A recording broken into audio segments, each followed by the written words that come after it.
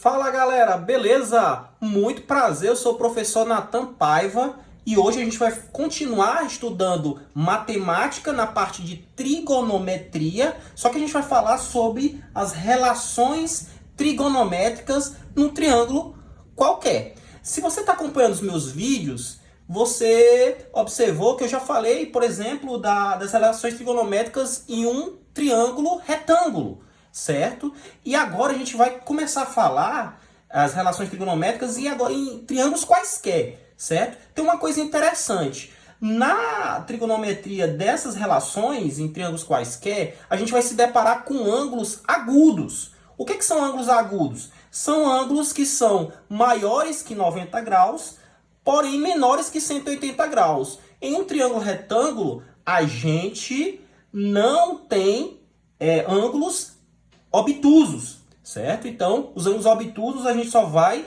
estudar em triângulos quaisquer. Mas antes da gente falar o fundamento principal do propósito dessa aula, que são a lei dos cossenos, né?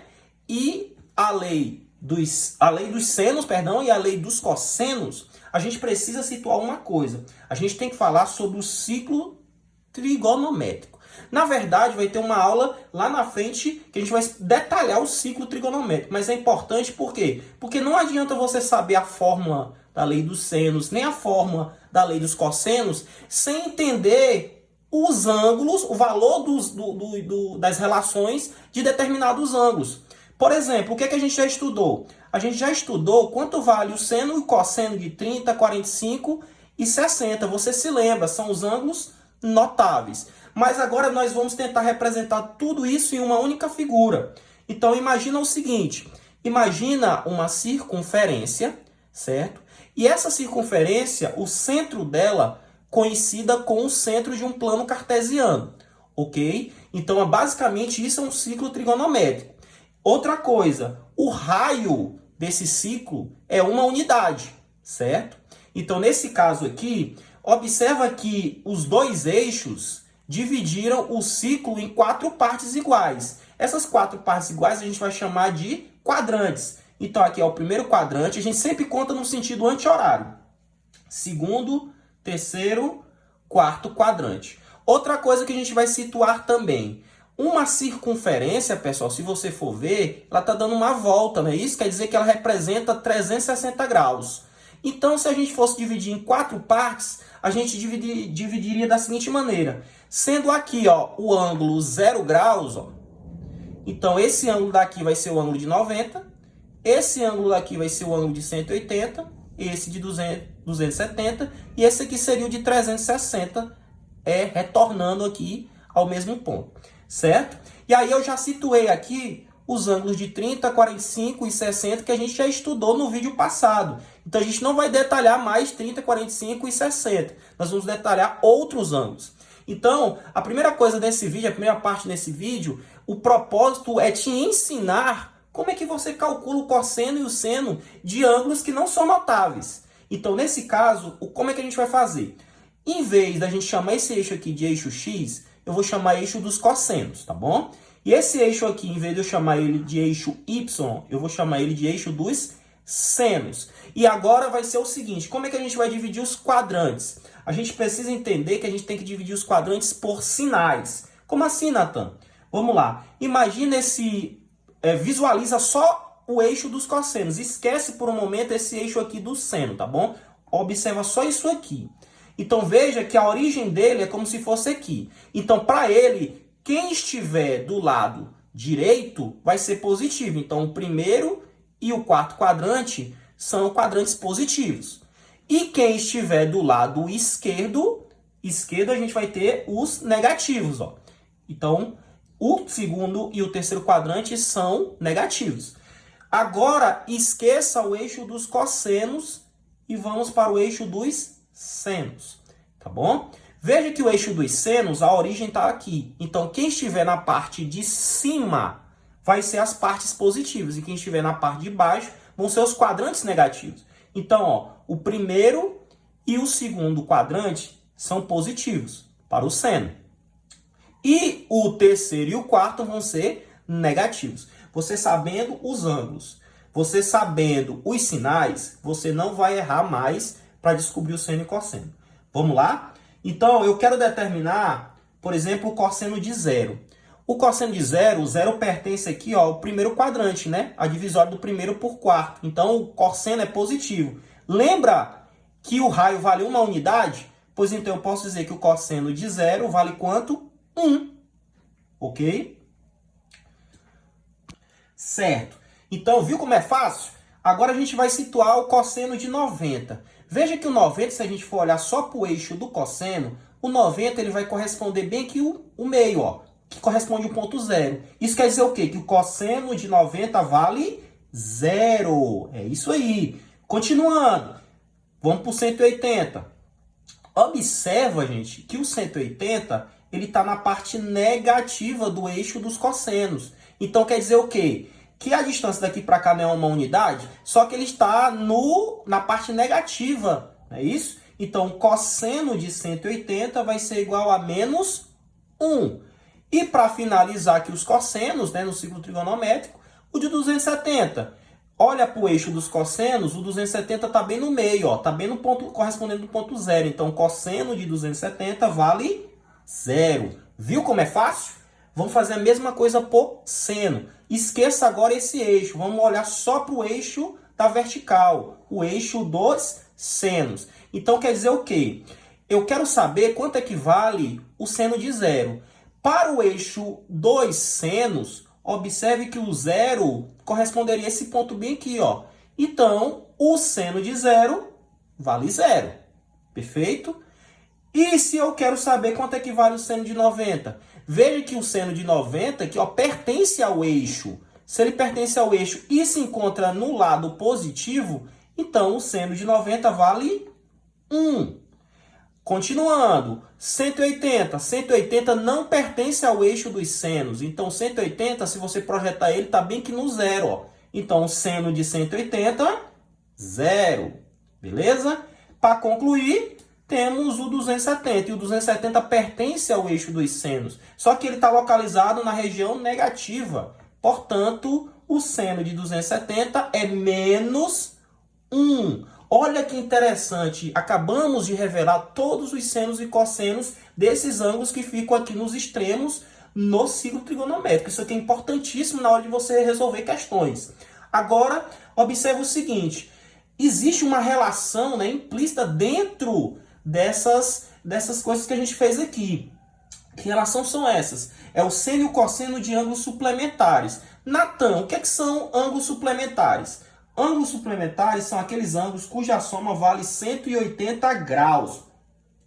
Então, se você pegar os dois ângulos e der 180, significa que eles são ângulos suplementares. E que relação são essas?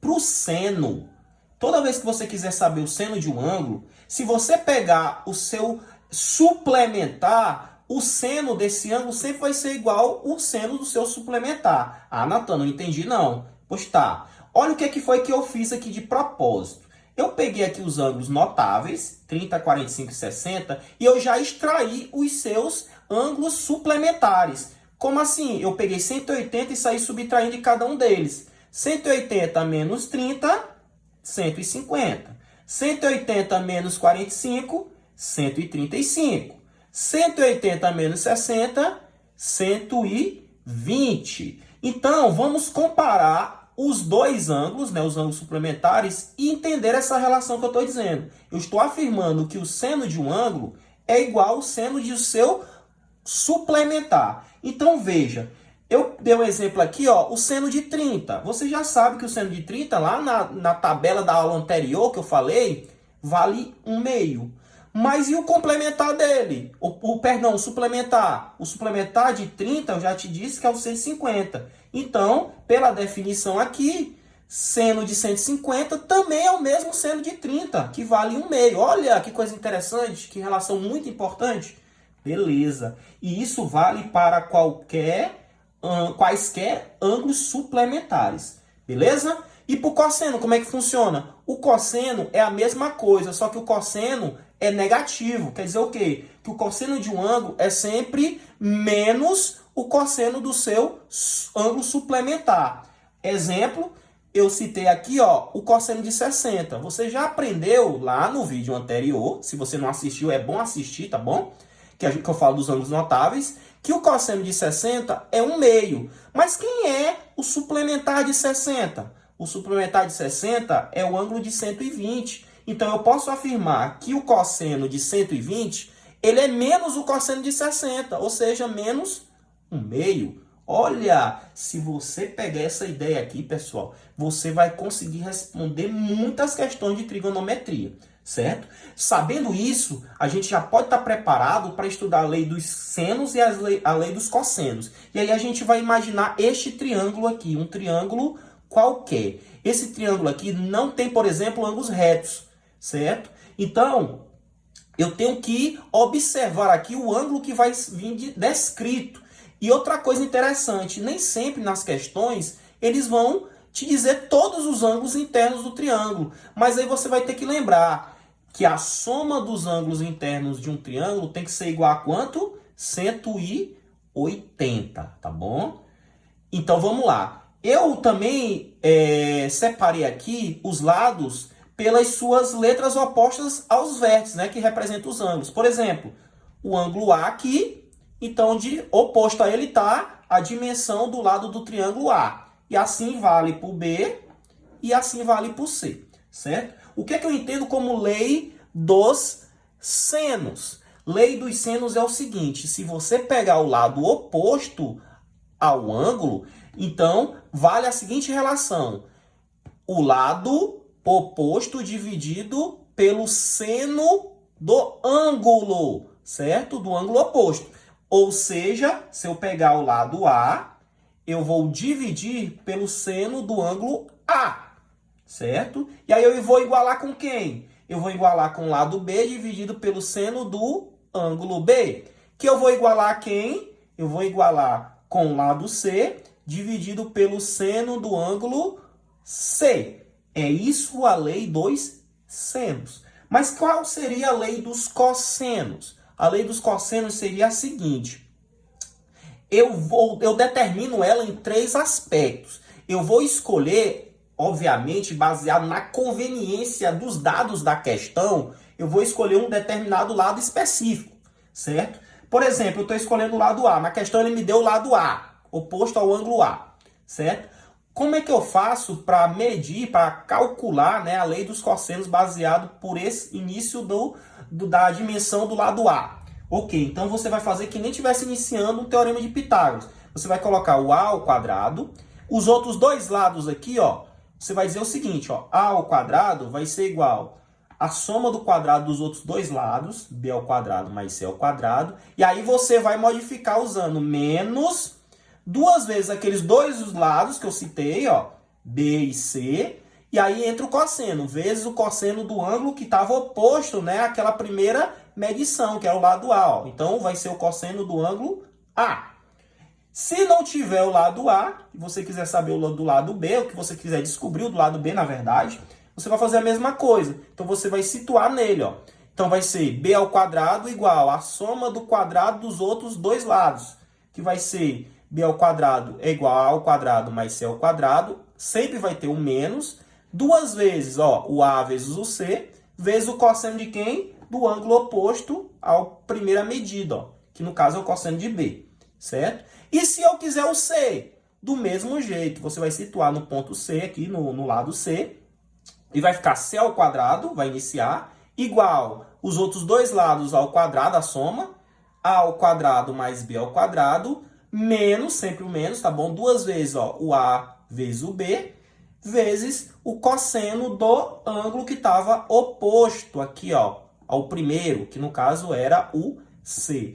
Galera, no próximo vídeo a gente vai fazer exercícios sobre relações trigonométricas num triângulo qualquer. Valeu!